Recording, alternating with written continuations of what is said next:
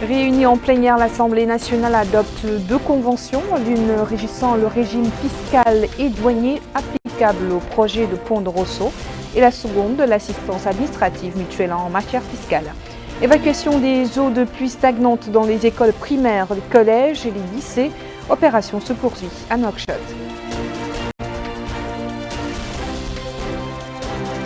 Début à Alec d'un atelier sur la redynamisation et amélioration de systèmes de collecte des données sur la santé, et ce au profit des centres de santé des wilayas.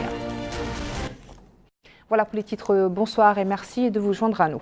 Le courrier du président de la République, Mohamed Cheikh El Ghazouani, a adressé aujourd'hui un message de félicitations au président du Brésil, Jair Bolsonaro, à l'occasion de la célébration de la fête nationale de son pays, souhaitant au peuple brésilien davantage de progrès et de prospérité.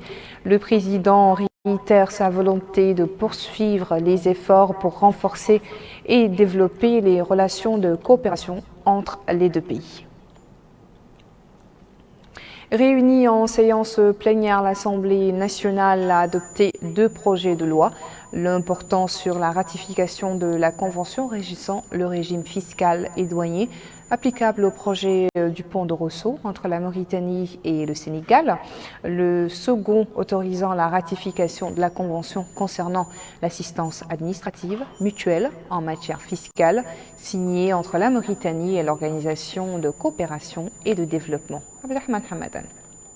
Cette plénière de l'Assemblée nationale, tenue sous la présidence du député Hamadi Ould Moïmoun, son premier vice-président, a pour objectif l'examen de deux projets de loi. Les premiers autorisant la ratification de la Convention relative à l'assistance administrative réciproque dans le domaine fiscal. Le second projet de loi autorisant la ratification de la Convention régissant le système fiscal et douanier appliqué sur les projets de construction de Pont de Rosso. À propos du premier projet de loi autorisant la ratification de la Convention relative à l'assistance administrative réciproque, le ministre des Finances, Mohamed Lamine Ould Dhahbi, a précisé que cette convention vise à faciliter la coopération administrative réciproque dans le domaine fiscal entre les pays signataires et de leur permettre de lutter contre l'évasion et la fraude fiscale sans préjudice des droits fondamentaux des contribuables.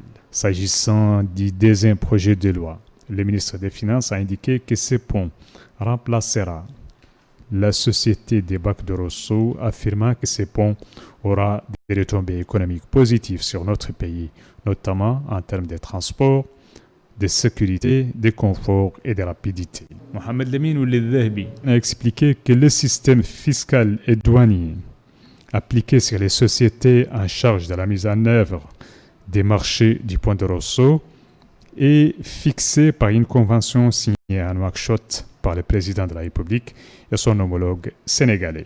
Les interventions des députés ont porté dans leur ensemble sur les opportunités offertes par ces deux conventions, insistant sur la nécessité de bien définir la relation entre les travailleurs et les sociétés sous-traitantes opérant dans ce projet. Certains députés ont invité à transmettre le siège de la société des bacs de Rosso à un point d'accès frontalier. Et enfin, les députés ont adopté les deux projets de loi qui leur ont été soumis. Une bonne éducation se fait dans un bon environnement. Le ministre de l'Éducation nationale a lancé à l'école Hamoudi dans la Moukata de Darnaïm une opération d'évacuation des eaux stagnantes des établissements scolaires. Une opération qui s'est déroulée en présence du ministre de l'Équipement et des Transports et supervisée par une commission interministérielle présidée par le ministre de l'Intérieur et de la Décentralisation. Retour à Abdelrahman Hamadan.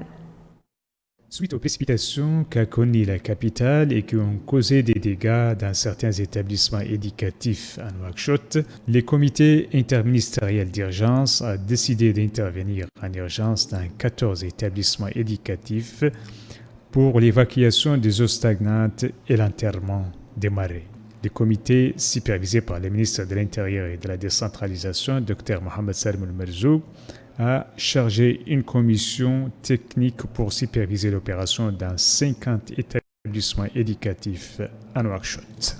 Dans une déclaration à Mauritania, le ministre de l'Éducation nationale, de la Formation et de la Réforme, Mohamed Belhaïni Oulayi, a indiqué que cette opération fait suite aux pluies qu'a connu Nouakchott ces derniers jours afin de rendre les établissements scolaires prêts à accueillir les élèves de demain lundi dans les trois wilayas de Nouakchott. Il a précisé que des opérations similaires sont menées dans les wilayas de l'intérieur du pays sous la supervision des walis, soulignant que les efforts seront redoublés pour assurer les cours dans de bonnes conditions malgré les contraintes climatiques.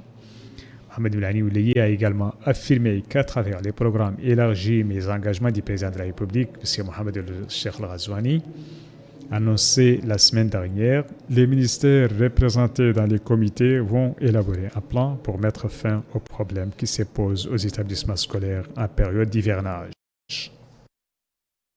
Autre activité ministérielle, cette fois à l'intérieur du pays, plus précisément à Lègue. Le ministre de la Santé a présidé les travaux d'un atelier sur le redémarrage d'une plateforme pour redynamiser et améliorer le système de collecte des données sur la santé au profit des directions de l'action sanitaire et des centres de santé des wilayas. Bokar Baylaba. Cette plateforme aura comme mission d'améliorer le système de collecte d'informations sanitaires au profit des directions de l'action sanitaire et des structures sanitaires nationales. Pour ce faire, les participants à cet atelier seront édifiés pendant 3 jours sur les meilleures approches développées par l'Université d'Oslo en Norvège, un outil utilisé dans 59 pays. Et à l'ouverture des travaux de la rencontre, le ministre de la Santé, Dr Mohamed Nezrou Hamed, a déclaré que l'État a alloué des sommes considérables pour le développement du secteur de la santé dans le cadre d'un programme élargi mais engagement récemment lancé par le président de la République. Il a souligné que cette rencontre vise à réactiver et améliorer le système de collecte d'informations sanitaires à travers une plateforme ouverte qui couvre les informations de 30% de la population mondiale. Autre intervention, c'est celle faite par l'adjoint au maire de la commune d'Alek, Mohamedou Ahmed Talib, qui a salué le lancement de cette importante plateforme de système de gestion d'informations sanitaires. Le président du conseil régional du Brakna a lui aussi loué l'organisation de cette rencontre à Alek, saluant les efforts déployés par l'État pour développer le secteur sanitaire. D'autres intervenants se sont relayés pour souligner l'importance de se doter d'une plateforme de nature à gérer le système national d'information sanitaire. Ce système est le résultat d'un processus très long de réforme du système national d'information sanitaire. Il permettra au ministère de la Santé à tous les niveaux, en particulier au niveau des Moukata, des régions et au niveau central, de disposer des informations en temps réel.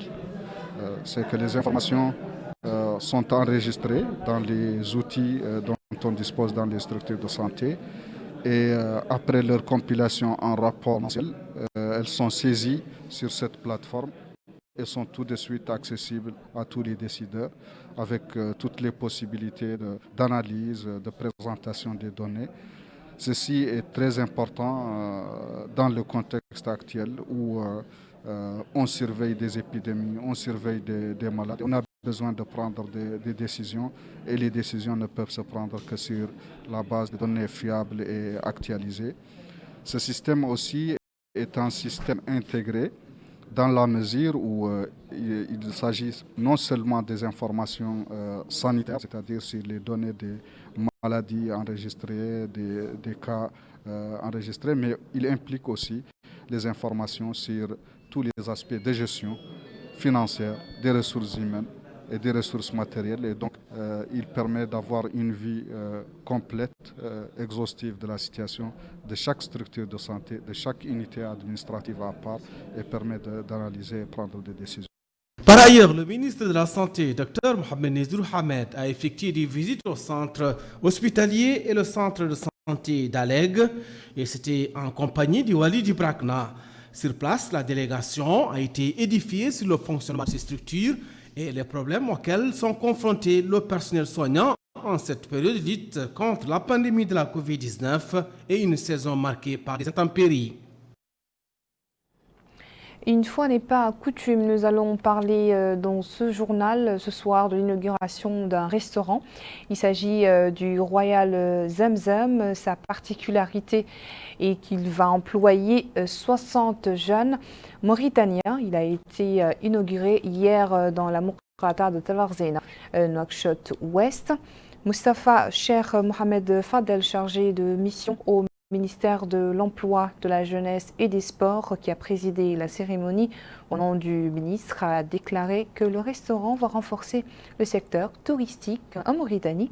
Il a salué également l'accord passé entre le département de l'Emploi et l'Union nationale du patronat mauritanien, qui permet le recrutement de 500 jeunes dans le domaine de l'hôtellerie et de la restauration.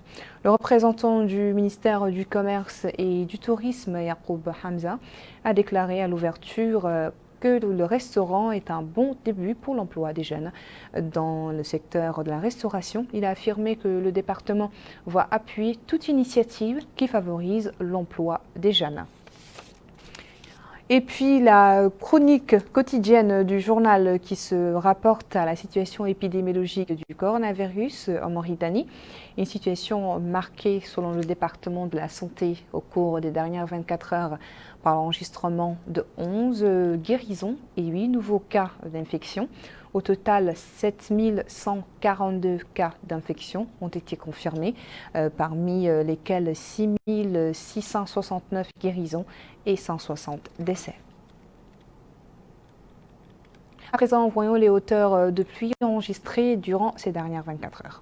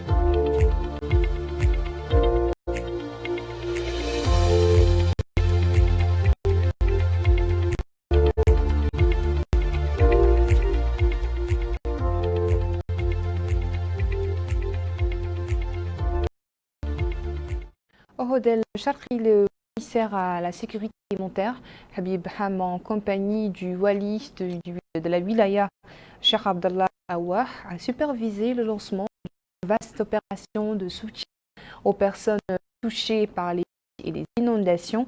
Plusieurs services du gouvernement interviennent dans cette opération qui a pour but de fournir une aide aux familles touchées par les inondations qui ont frappé certains de l'État. La jeunesse de Néma veut s'impliquer dans le développement local. C'est dans ce cadre que des jeunes ont organisé un atelier sur le thème le développement local au niveau de la wilaya du Had el-Sharqi, perspectives et aspirations. La rencontre s'est déroulée en présence des autorités locales. Seli Babi, des patients vivant dans les villages environnants de la Mourata, désireux de se rendre au centre de santé de la wilaya, rencontrent d'énormes difficultés d'accès. Un parcours du combattant causé par des pluies diluviennes qui ont coupé toutes les routes menant vers la Mourata.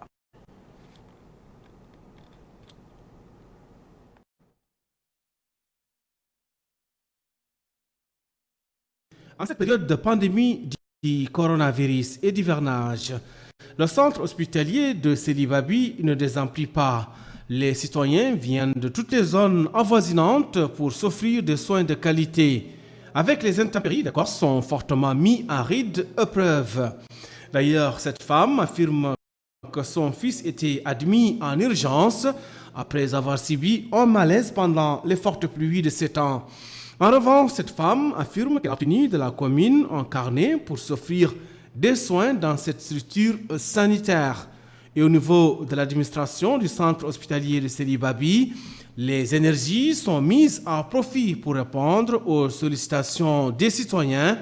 D'ailleurs, le directeur de la structure, Dr Taleboul Salem, affirme que la stratégie de l'État consiste à prendre en charge environ 100 000 familles nécessiteuses à travers la Caisse nationale d'assurance maladie. En d'autres termes, il s'agit de faciliter l'accès des citoyens aux soins de qualité. En somme, le centre hospitalier de Seli Babi ne ménagera aucun effort pour offrir des soins de qualité aux citoyens en cette période marquée par la pandémie du coronavirus et des intempéries. Voilà, c'est la fin de ce journal. Merci à vous de nous avoir suivis. Le rappel des titres. Réunie en plénière, l'Assemblée nationale adopte deux conventions, l'une régissant le régime fiscal et douanier applicable au projet du pont de Rosso et la seconde sur l'assistance administrative mutuelle en matière fiscale. Évacuation des eaux de pluie stagnantes dans les écoles primaires, les collèges et les lycées. L'opération se poursuit à Nouakchott. Début à l'aide d'un atelier de redynamisation et amélioration du système de collecte des données sur la santé et ce au profit des centres de santé des wilayas. Merci de nous avoir suivis et bonsoir.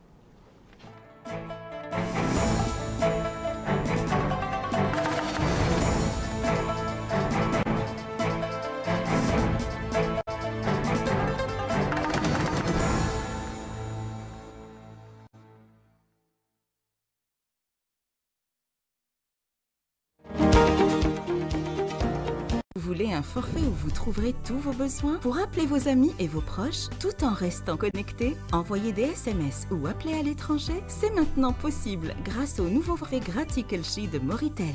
Gratikelchi